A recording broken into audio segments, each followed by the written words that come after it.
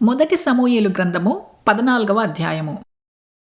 ఆ దినము సౌలు కుమారుడైన యోనాతాను తన తండ్రితో ఏమీయూ చెప్పక తన ఆయుధములను మోయి పడుచువానిని పిలిచి అవతలనున్న ఫిలిష్తీయుల దండు కావలివారిని హతము చేయుటకు పోదము రమ్మనెను.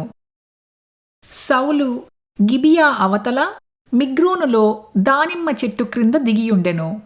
అతని యొద్దనున్న జనులు దాదాపు 600 మంది.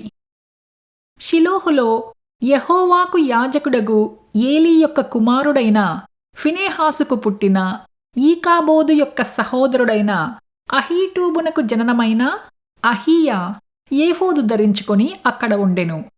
యోనాతాను వెళ్ళిన సంగతి జనులకు తెలియకుండెను. యోనాతాను ఫిలిష్తీయుల దండు కావలివారున్న స్థలమునకు పోజూచిన దారియగు కనుమల నడుమ యువతల ఒక సూదిగట్టును అవతల ఒక సూదిగట్టును ఉండెను. వాటిలో ఒకదాని పేరు బొస్సేసు, రెండవ దాని పేరు సెనే.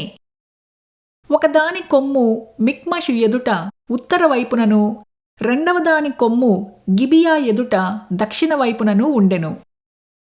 యోనాతాను, ఈ సున్నతి లేని వారి దండు కాపురుల మీదికి పోదము రమ్ము, యెహోవా మన కార్యమును సాగించునేమో, అనేకుల చేతనైనను కొద్దిమంది చేతనైనను రక్షించుటకు యెహోవాకు అడ్డమా అని తన ఆయుధములు మోయువానితో చెప్పగా, అతడు, నీ మనస్సులో ఉన్నదంతయూ చేయుము, పోదము రమ్ము, నీ ఇష్టానుసారముగా నేను నీకు తోడుగా ఉన్నానని అతనితో చెప్పెను. అప్పుడు యోనాతాను, మనము వారి దగ్గరకు పోయి మనలను వారికి అగుపరుచుకొందము. వారు మనలను చూచి మేము మీ యొద్దకు వచ్చు వరకు అక్కడ నిలువుడని చెప్పిన ఎడల వారి యొద్దకు పోక మనమున్న చోట నిలుచుదము.